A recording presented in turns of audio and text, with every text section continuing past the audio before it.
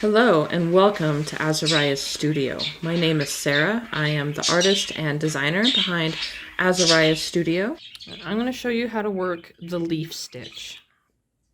If you want to make the swatch and follow along, here are the instructions.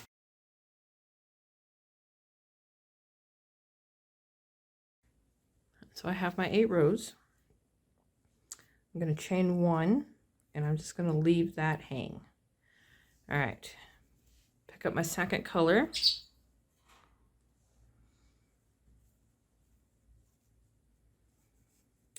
Insert my hook. You notice I'm at the opposite end here. Insert my hook. Pull up a loop. Chain 1.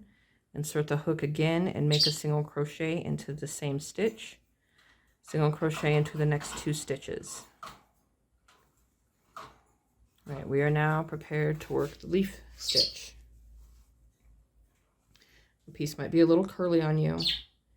Just try and crumple it in your hand or find a way to comfortably hold it. Right. Chain 1. We do not yarn over. We insert the hook 2 rows below. So this is the stitch we would be working into next.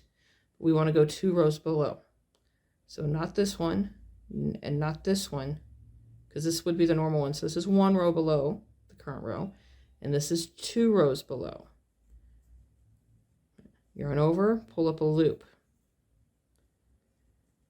This time we yarn over.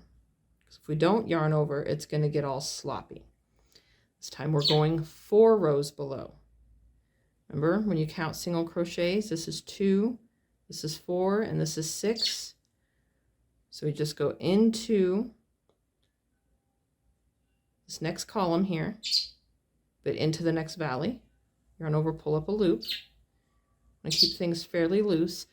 This swatch is going to look sloppier than the final piece that, like in the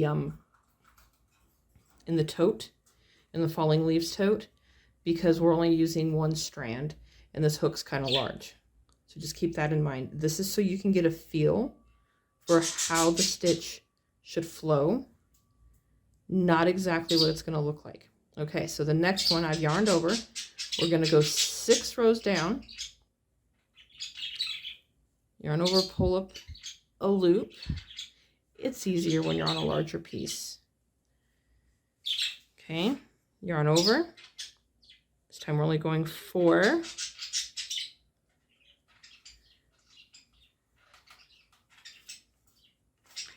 If you're not sure where you're supposed to go for your next one, just look for your rows here.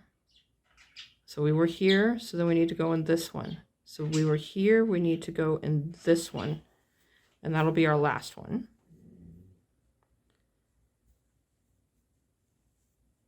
All right, so I have all these loops on my hook. 2, 4, 6, 8, 10 loops on my hook. I'm going to yarn over, pull through all of them.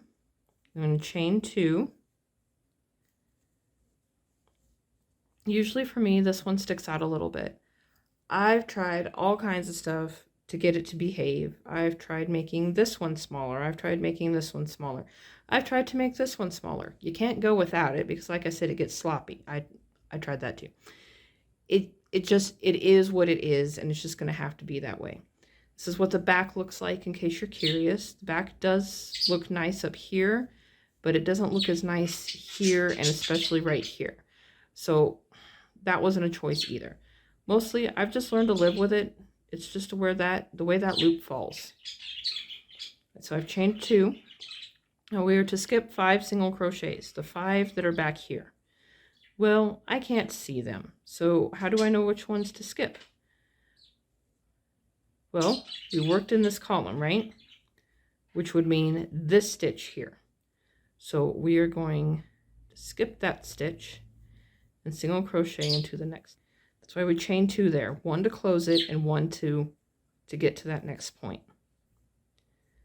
Let's single crochet 2 more times, and we're going to repeat the leaf stitch. This time I'm just going to do it. I'm not going to do it quickly, but I'm not going to talk through it.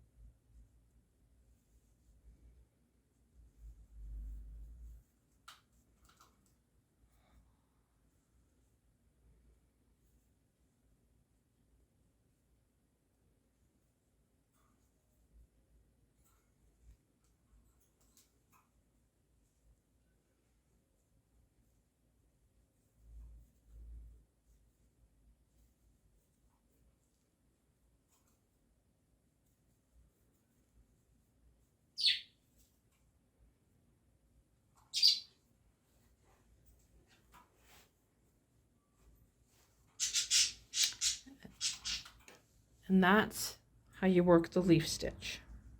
Thank you for watching. If you liked what you saw, be sure to like and subscribe. If you have more questions, you can always email me, Sarah@azariasfiberarts.com, or drop a comment below. Happy making!